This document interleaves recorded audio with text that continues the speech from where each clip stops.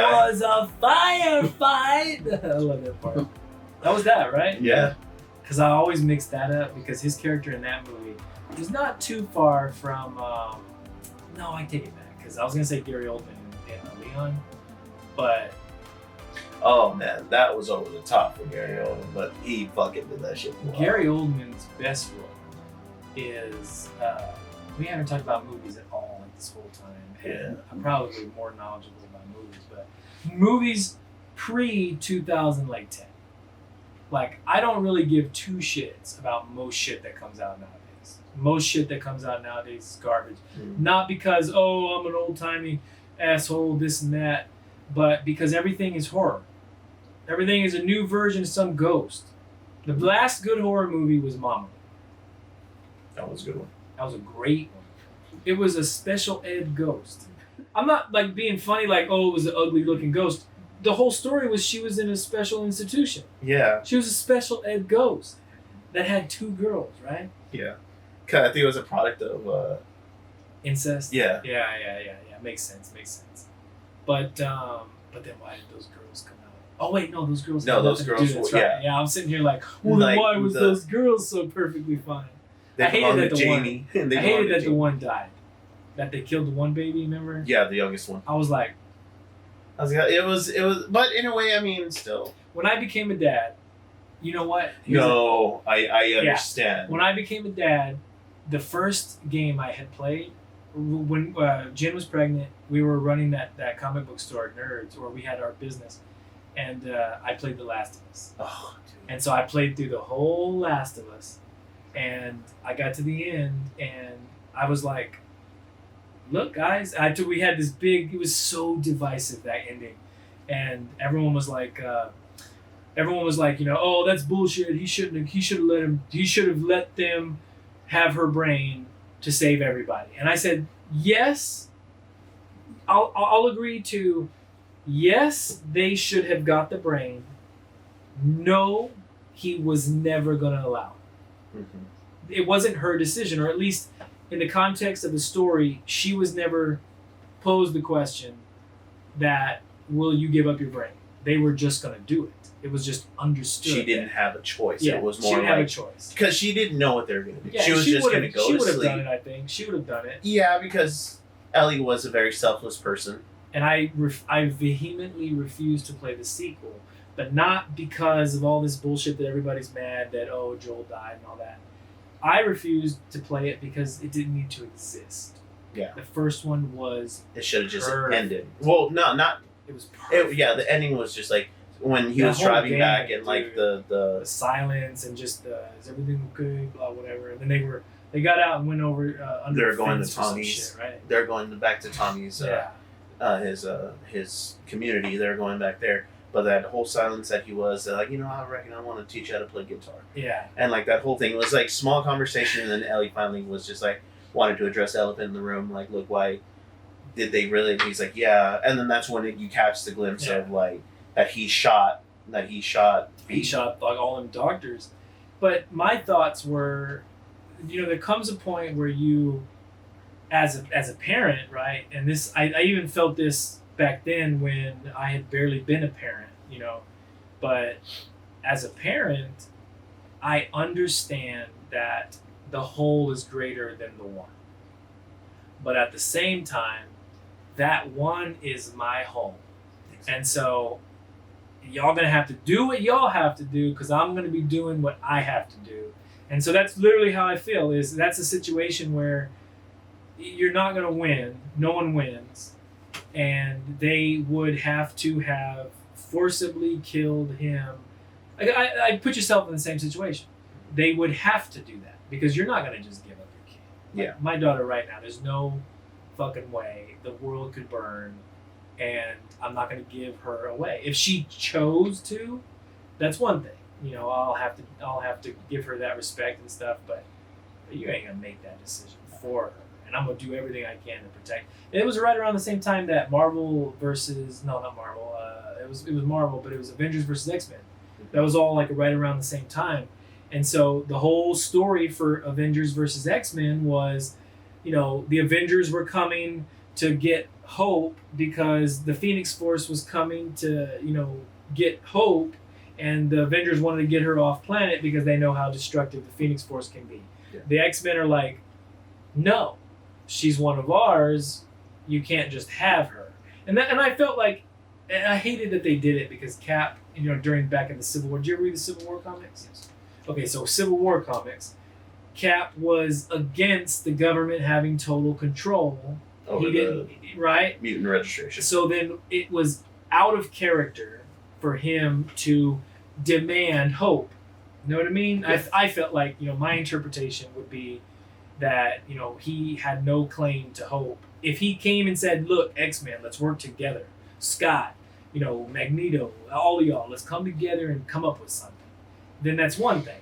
Because the aftermath of Avengers vs. X-Men, when the Phoenix Force got into the Phoenix Five, right? The Namor, and Namor was... Marvel likes to shit on my boy Namor. But... So, Magneto, whenever in that scene where he had the Phoenix power and he flies up, and I don't remember who he was fighting, but obviously it's no one who can beat him. There's very few people who can beat Magneto, right? Well, he's Omega class. And so when he flies up into the sky and he just stops. Remember? I don't know if you remember that. No, I don't know. And then he just stops. And everyone was like, well, what's going on? Why is Magneto stop fighting?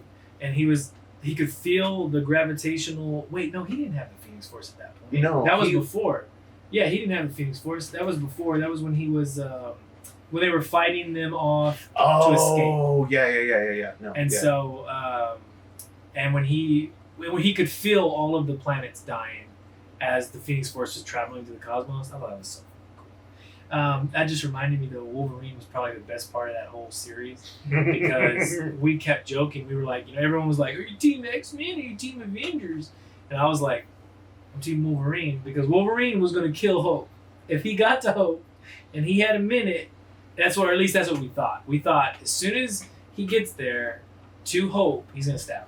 He's gonna snick her in the stomach or something, Mm-hmm. And I was dead certain, and we were all dead certain that Wolverine was gonna save the day, obviously, because we all watched X-Men: Last Stand, and we know how good that was. Masterpiece. Are y'all fans of the X-Men movies? Which ones? The live actions, the Fox. What's your favorite one? If I had to... Like, are we talking about X-Men or, like, in the X-Men universe? Well, like, I don't mean like the animated. No. Like, I'm saying, like, are you talking about, like, X-Men 1, 2, and 3? Or are you talking about, like... Well, Are you talking about, like, the other, like, where it's, like, Wolverine, like, Origins and all that? Oh, you can count those two. I'm gonna say my answer is First Class. There's a lot of people don't like First Class. I mean, I'm not get saying it was bad. It was Kevin it Bacon was was good. bad. I love Kevin Bacon, but his character was just... It felt so bland.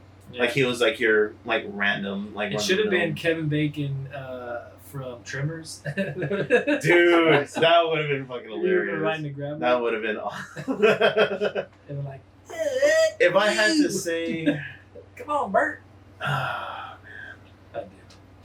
I'm pretty Days of fond. Future Past was good, though. Yeah, it was pretty good. I liked all of the was it Wolverine, right? When they threw him in the water Mhm. and he just sat there for however long it took him to find him. Right? Yeah. That's insane. Oh, stuff like that bothers me so much because you start thinking of like the logistics of it.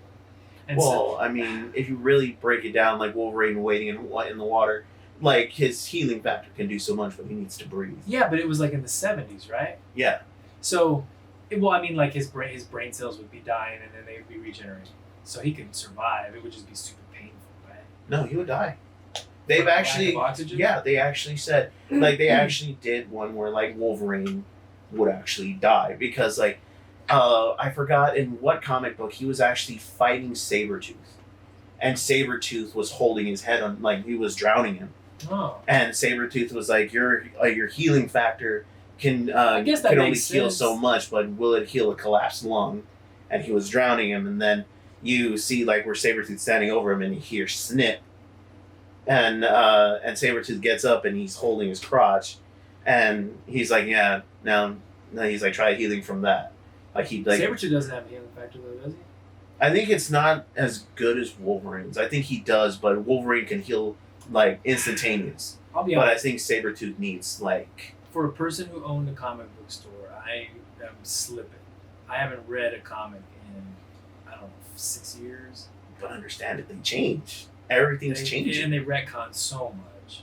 Like, I know when I finally was done, was Scott was a bad guy. Oh. And it was like they had the old version that came back to the future, and I don't even remember the specifics, but I know they had the X-Men, like the first class, they brought back to the future, right? Mhm. And then the original Scott for the Phoenix Scott, who I'll argue till the day I die was in control of the Phoenix Force. You really think so? Yes, the entire time that. Don't get me wrong. Like he did some messed up things. I think he killed Professor X, right? Yeah, he killed. He killed Professor X. What else did he do? He took the Force. Was it from Emma? I don't remember how they beat Magic, because it was Scott, Emma, Cyclops, Magic, and Namor, right? Yes. And so I don't remember Magic. Was it Spider-Man got Colossus, right? Yes. It's just such a dumb No, like victory on that. And how's Spider-Man going to be Phoenix Colossus? You know what I mean? To me, that was a little bit insane. I guess it was also insane that how did they beat Namor? It was in Wakanda. He was attacking Wakanda with whales and shit. But and I had said it earlier. Marvel likes to shit on Namor like quite a bit. They can make him so arrogant that he's like the fool. He's so hot-headed and whatever. I bet to be fair, I haven't read a comic in I don't know 6 years. I guess 6 years. Well, I mean, a lot has changed. A lot has changed within obviously you know about the classes, the mutant classes, right? I know about Wolverine. What was the class thing? It was I have all of those comics. It was Forgot the name. It was Alpha, which is like I forgot the other tiers. Like there's the ones that like the top tier one is going to be Alpha and the highest is Omega. Oh yeah. And like they made a new one. No, like I know they added the new ones, but I think the new ones are like kind of weak. Like I had no idea that Storm was an Omega class mutant. Because she shouldn't. I love Storm. I'm Marvel 2. No, I didn't really use her in Marvel 2. Oh. I use her in Marvel 3, but she's no Omega level. And then Magneto's an Omega class. Of course. Magneto. But Magneto's... Emma, wait, Emma's Omega? She's gotta be. Why would she not be? Why would Magneto... She could be Magneto. That is true. Wait, no, because he's got the helmet. Nuh-uh. Because in the new comic books, in the newer series, he actually learned to how his helmet would protect him from telepaths. There you go. He actually he trained himself to, without his helmet, to still protect himself from the strongest telepaths. I guess. Professor X, what was it when he got taken over? Was it? It was not Phoenix. Jean Grey, in the movie. Remember? Yeah. I can't recall an instance in the comics where Professor X was like overpowered. I know he was back in like the 90s, but I don't remember the comic itself. Dude, again, like most of my comic knowledge is all centered on like, what I've picked up off of friends and what I read around Civil War, between Civil War and Avengers vs. X-Men, like everything in between. Oh, I did go back and read like House of M and all that, and Disassemble, but like the individual comics, I was like a Punisher fan, and the Punisher didn't really play too big of a part in all that. I take all that back. Nova, the space stuff, was so good. Annihilation Conquest. What was the one? I don't remember the one where they finally killed off Richard Rider or sent him to the negative zone. The negative zone. I was so angry because Star-Lord also got sent, but Star-Lord came back. What the hell happened to Richard Rider? I guess they just wanted to write Star-Lord back in. Well, I know what happened. Richard. They needed. I think what they did was was an amalgamation of Star-Lord and Richard Rider into the movie Star-Lord. Right? I don't remember Star-Lord in the comics from Guardians being super silly. before the movies. He was always like super serious. Peter Yeah. Quill. He was always yeah. He was always super He was serious, serious one. like the literal. Was he the leader? I thought I was like Nova. I don't remember. But Nova, probably my favorite. But I do like the new way that they. Well, I do like the way Chris Pratt. played Yeah, of Star course. Wars. Not because it's Chris Pratt, because I was gonna say Chris Pratt. Funny story about Chris Pratt is the first time I'd ever seen him in anything was Wanted. Yeah. And so I guess I don't know if Parks and Rec had been out at the time, but I didn't watch Parks and Rec at that time. So the only thing I'd ever seen was Wanted. And so I didn't watch Parks and Rec before they announced Guardians of the Galaxy. And so I'm sitting there and they announced Guardians of the Galaxy. They say, whatever Peter Quill is going to be Chris Pratt. And I was like, that dude from Wanted? Everyone, Not even the first. Not even Parks and Rec. Is it the people wanted that? everybody got so mad at me because I didn't want to see it. I think that's the only or the first Marvel movie I didn't go see in theaters. I was probably Thor 2. Thor. But 100%, I was so disappointed when I heard that Chris Pratt was going to be that guy, and it bothered me. And then I watched Parks and Rec, and then I saw Guardians, and then what was the other thing he Like outside of did outside of Parks and the Guardians? dude, And he had a Wanted. lot. Like I think I love Chris Pratt. not too long ago we were watching Zero Dark 30. And he was in there. Chris Pratt was a part of the team, the SEAL team that went in there and shot him. And sitting there, I'm like, he just doesn't fit this. Like this doesn't fit It's hard the bill. to take him serious. Yeah, like I'm so used to him being silly and like a smart ass, and this one he was just like. I think he does a really good job in Jurassic World. He did because it was kind of a mix of It was like a mix of being serious and like a Star-Lord. Yeah. You know what I mean? Like if Star-Lord was serious, like that's what it would be, but he was still silly. He just can't be serious. Like I think that's what it is for him. Is he just cannot be serious, and it works because he's got charm and charisma. Yeah. But I was thinking about the comics. I don't remember. There's a new movie going to be coming out, right? It's called The What If. Oh, the Amazon one? That's an Amazon thing? It's What an the Amazon hell? Prime exclusive. And it's actually out right now. The Marvel What If is already out? Oh, no. That one's, I thought you were talking about the one with Chris Pratt. Oh. No, the What If, yeah. That actually we talked about, I did, I was doing, for Drop the Spotlight, I was doing,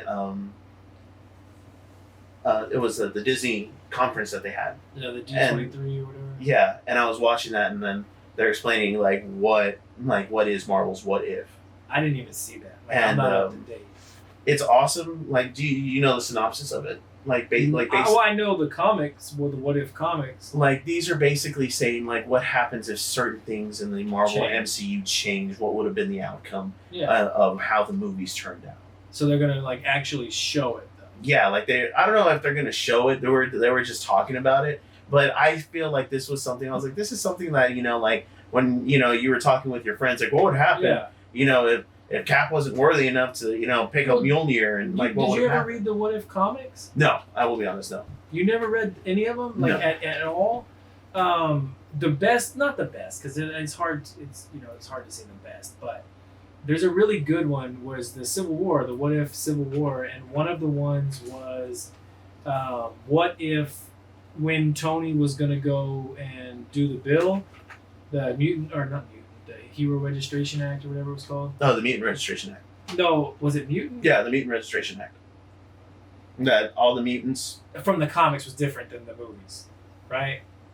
Because they didn't. Was it mutants? In the comics, it was called the Mutant Registration Act. I don't know what it was called in the movies. It was I don't remember, but that Registration Act, it was the what if he would have asked Cap to be the one in charge of it. Like if you don't trust anybody, then you be the one to do it. There's no one else who can do it. Cap or Steve or whatever. Yeah. And I remember that was a really good one because I still felt like, what happens if Cap was like, well, I'm not trustworthy. I don't think I should do it. We would have been right back to square one. But we would have seen it. Yeah, like we would have seen like his whole like, can I trust myself to with all this responsibility? You know, I could see that too. I can see that being like a very interesting way of how if it played out. All right. Do you want to do Metal Gear? To me, it's not like anecdotal. To me, Metal Gear is all encompassing. I don't know too much about like I know it came out in '87. I know it was for like the MSX. I know that Kojima made it, and it was design limitations that got them to do a lot of the features that have become hallmarks, you know? But it's like I don't care about that. There's a lot of people who tout Kojima as like a gigantic, like the auteur, the greatest, game maker of all time. And I do think that he is amongst the best. Yes. And I do think he's amongst the most dedicated and thorough and maybe even thought-provoking. You can call him the most prolific, but I don't think it's for everybody. There's a lot of people who call Metal Gear like super convoluted and super hard to understand, and it's really it's not. It's just people don't pay attention. Yeah. And it's Kingdom Hearts is hard to understand. That I do agree with. Kingdom I tried Hearts. playing them and I can't keep up. We finished the third game, and at the end of the game, and I love Kingdom Hearts. Oh God, I love Kingdom Hearts. But at the end of the third game, there's like Sora's just gone. Did you finish it? I haven't played it yet. At the end of the game, Sora he's just gone, and I don't know where he went, because I'm like, okay, well, what's the aftermath? Like, where did Sora go? Where's the ending? And it's all that Aqua Terra and Vin, and I'm like, I didn't want to play the PSP games, so why do I gotta be stuck with these dudes? And I get it, I didn't stick around for all the spin-offs, so it wasn't for me. My wife loves them, but for the most part, if you pay attention, you can pay attention throughout the entirety of Kingdom Hearts, and it's not going to give you the full story. Like, you have to extrapolate a lot.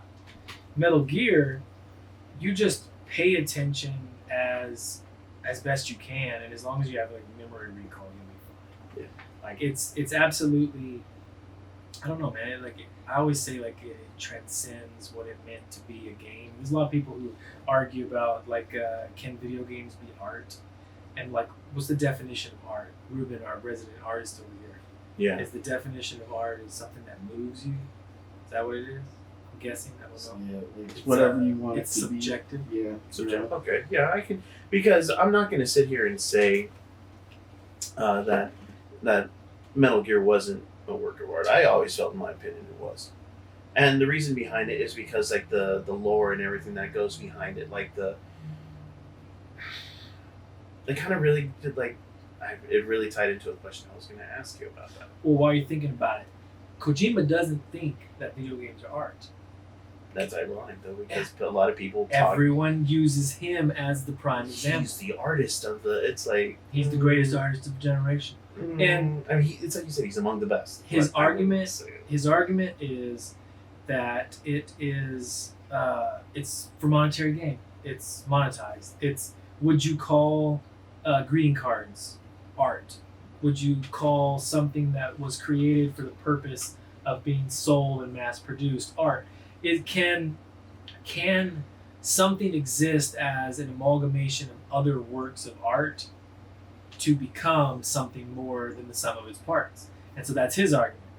Me, personally, you play a game like Shadow of the Colossus, and I don't remember if Shadow of the Colossus was like a gigantic financial success, but Yeah, I'm- very huge I'm cult following. always going to use that game as an example of the setting, the tone. I mean, like, you remember how super was it ethereal that Silent Hill felt when the mist kicked in, right? Yes. But then, do you remember, just as strong as it was in Silent Hill, it's like the complete opposite for like Shadow of the Colossus, how peaceful, how calm it was, how there was, there's very little going on, but there's a ton going on. I don't know the word for that, but my vocabulary was garbage right now. But Just kidding. Anyways.